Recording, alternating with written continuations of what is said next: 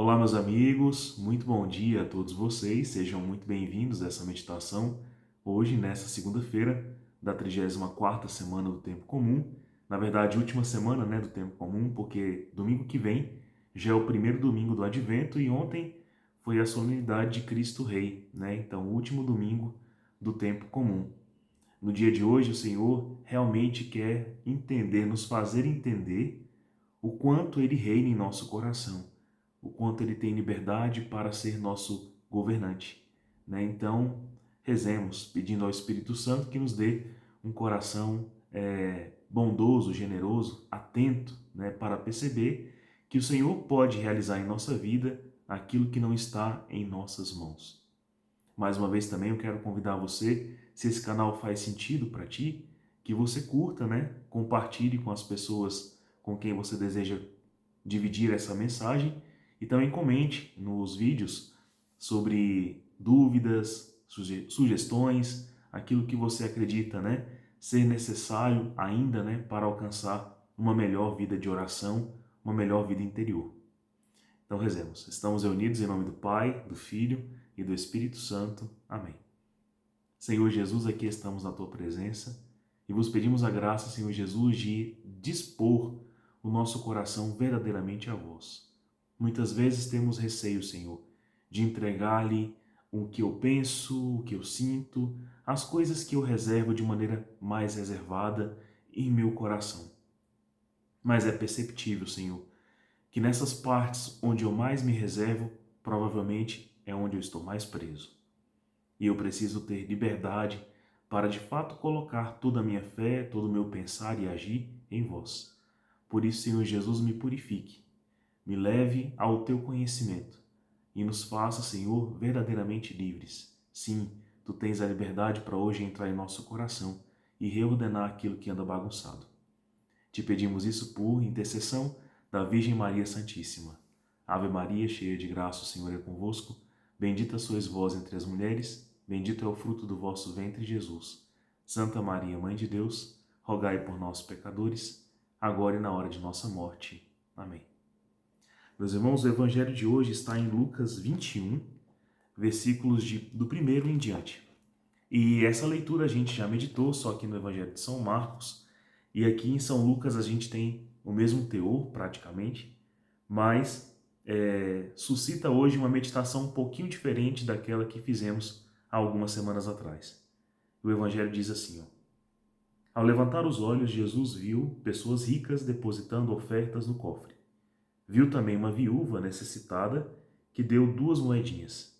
E ele comentou, em verdade vos digo, esta viúva pobre deu mais do que todos os outros, pois todos eles depositaram como oferta parte do que tinham de sobra, mas ela, da sua pobreza, ofereceu tudo que tinha para viver. Então, meus irmãos, a gente falava muito sobre o que nos retém, O que determina muitas vezes que a gente retenha algumas coisas de Deus. E se de fato, como celebrávamos ontem, eu reconheço toda a majestade, bondade, todo o amor de Cristo, para este amor me sujeitar, para neste amor me deixar conduzir, para não ter para com Deus nenhum tipo de reserva, de economia. Se eu realmente o conheço, o amo, confio, sou dócil, me sinto, me percebo, me vejo, mais do que sinto, mas se eu compreendi o tanto que sou amado, porque se eu não fizer isso, eu jamais vou entender essa passagem, Então ali estava corriqueiramente pessoas com alguma posse, depositando a oferta no templo e poderiam ser até bem generosas. Mas de repente chega alguém que é mais do que generoso, certamente muito mais do que generoso. Mais do que desejar que o templo esteja bem guarnecido, ou ser visto por alguém, ou ter boa fama diante das pessoas porque fez doação ao templo, mas uma pessoa deu tudo que tinha para viver e, por mais que isso fosse pouco, aos olhos dos outros, era realmente tudo que ela tinha. O que a gente meditou da outra vez, era o coração de Jesus, que calcula de maneira diferente a nossa oferta, a nossa entrega, a nossa oração. Ele vê o quanto o nosso coração está envolvido nisso, o tanto que a nossa inteligência e a nossa vontade se inclinaram para contemplar aquele bem, o tanto que o coração está tomado por uma virtude maior chamada caridade, que é o próprio amor, né? Que é o próprio Deus, o tanto que ela se faz repleta nessa graça. E a gente meditava muito sobre isso, sobre o fato de que para Jesus nem importou aqui nessa oferta a quantia ofertada, ou seja, o que estava no caixa ali do templo, mas o coração. Ótimo. E agora a gente medita na perspectiva da viúva e dos outros contribuintes. O que tinha nesse coração, né? O que havia ali naquelas almas para que elas dessem o que dessem. Não em quantia, não em espécie, não de maneira quantitativa, mas qualitativa. A qualidade da oferta dos outros demonstra, sim, um zelo, um desejo, uma vontade, alguma coisa significa, né? E pode ser uma coisa boa, né? Pode ser. Mas eu poderia dizer que o que há no coração daquela mulher era a mesma coisa? Jamais. Né? Porque ela não foi apenas generosa, não agiu apenas com um certo compromisso, e não tinha, na verdade, nenhum desejo de ser bem vista, porque aos olhos dos outros ela seria mal vista pela quantidade pequena do que deu. Mas ela colocou todo o coração. E esse tipo de oferta é possível em que tipo de coração? Em que tipo de alma, de pessoa, né? É capaz de fazer algo tão holocaustico, né? Bom, a gente não pode presumir absolutamente nada só por esse fator dos outros corações. Vê que é uma gama assim muito variada. Uns poderiam agir com generosidade, outros uma certa bondade, outros poderiam ser interesseiros, queriam fama, outros vaidade, orgulho, outros por compromisso, né? Fizeram aquele compromisso e estavam ali cumprindo, pronto. Mas o dela é claro, o dela não tem pano de fundo, não tem como maquiar, não tem como disfarçar, não tem como... Não tem, né? Por mais que os homens vejam algo módico e poderiam fazer mau julgamento.